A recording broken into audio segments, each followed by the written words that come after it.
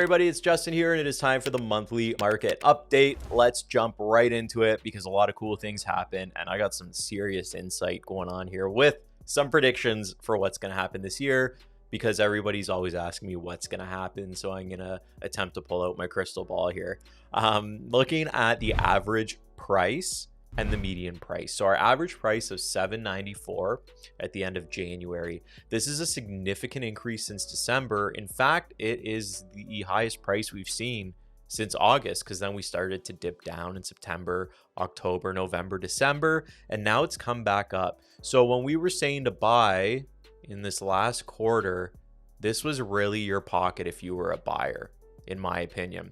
Now, part of the reason is the government's come out and said that they don't really have intentions of raising the rates. They may, but the general consensus out there and what the media is pumping is now this positive message of rates are going to come down. So once the media gets behind this, everybody seems to want to flock back into the market.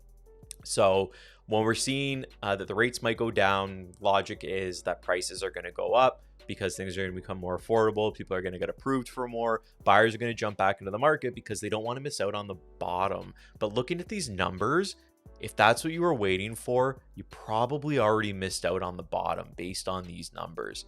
Now, looking at the median sale price, the reason I like using this is kind of a gauge of the middle point of what's selling. So it kind of shows us where majority of those sales are happening. It doesn't tend to fluctuate as much. As you can see, this has been consistently in the 700s, which means over the last year, if you had a house between 7 and 800, you're in a pretty sweet pocket. And anything below that was a pretty sweet pocket as well. But looking at even the increase of January over last January, it's basically the same increase we had from December to January, so $40,000 more, and this is with a higher interest rate than we had in January 2023. Moving on to days on market, 74 days. I haven't seen that in a long time now. My system only goes back to 2016, so I actually went back before I did this video to look at that, and there was no record of anything 74 days or higher as the days on market. So this is just something to remember. If you are out there, you are a seller, 74 days on market is the average. So if you've been sitting for a couple months and it hasn't sold, it might not necessarily be that something is wrong with your house. Obviously, there's variable factors, how many showings you've had, what the feedback like, and so forth. But the average house in Hamilton is taking 74 days to sell. Now, keep in mind, this is all of residential, so it encompasses condos, townhouses, and detached houses.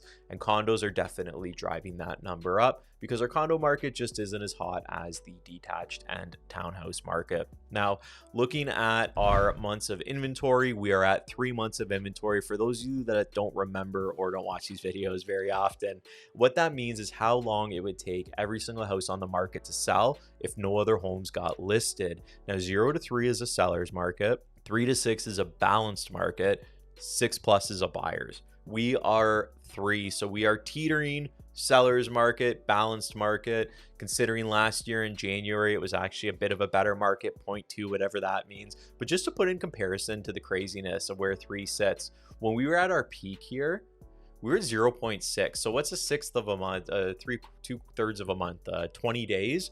So that would have meant that back in this time frame, every single house that was listed in Hamilton would have sold in 20 days if no other listings came up. How wild is that? To think about it now, we're at 3 months, which is, 3 to 6 is balanced. So this is more normal. 4.5 is probably more normal, which is where we were September. Keep in mind, this is also where we started to see the prices come down.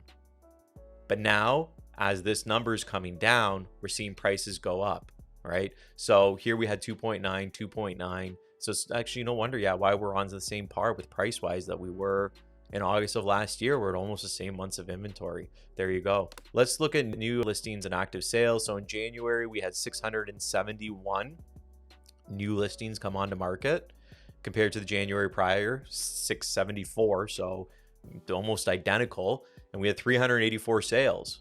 This was 365, so almost the same amount of sales. So we had the same number of listings as January last year, same number of sales, but the prices were higher this year, and that's at a higher interest rate. So what do you think is going to happen when those rates finally decrease? looking at it compared to the previous month, December was very slow. 310, that might have been the slowest actually. When was the last time we saw only 310 listings hit the market? No, we've had in the threes in previous Decembers. But since, yeah, so since 2019, we haven't had anything. We haven't had any month with so few new listings. 311 sales. Okay, so December in 2022, we actually had lower amount of sales. Crazy. Just crazy. But to think of where the market is now when we're seeing numbers that are reflective, like what's going to happen in February when we see more sales, we see more listings come on, more opportunities for buyers. What's going to happen then? Let's look at the total active listings. We are at 1152, month prior 1246, 1700. So this could explain why our months of inventory is moving a bit quicker, why it's lower. But we had so September, August, September.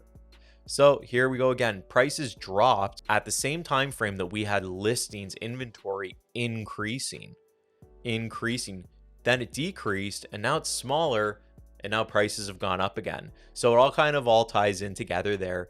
All these numbers with what is happening in the market in terms of how much inventory is hitting it and that sort of thing. One thing I want to point out is in the last week, I've been in competition 3 times, one of which was on my own listing. Now, we're not talking exorbitant 100K, 150K over asking, but we are getting 2 to 3 offers on properties again. And I think the minute that we get a break in the interest rates, it could mean that there is going to be a stir in buyer activity. Of course, we do also run the risk. 2024, I was looking up the other day, apparently 80%, this is according to an article, apparently 80% of mortgages are coming up in 2024 for renewal. So this could be something that people that qualified or had locked in at a 1.9 interest rate, something like that, now is renewing and they're getting closer to that 6%. Like I've seen TD's variable is just over 7% right now. So these are things to consider, because will these people have to sell?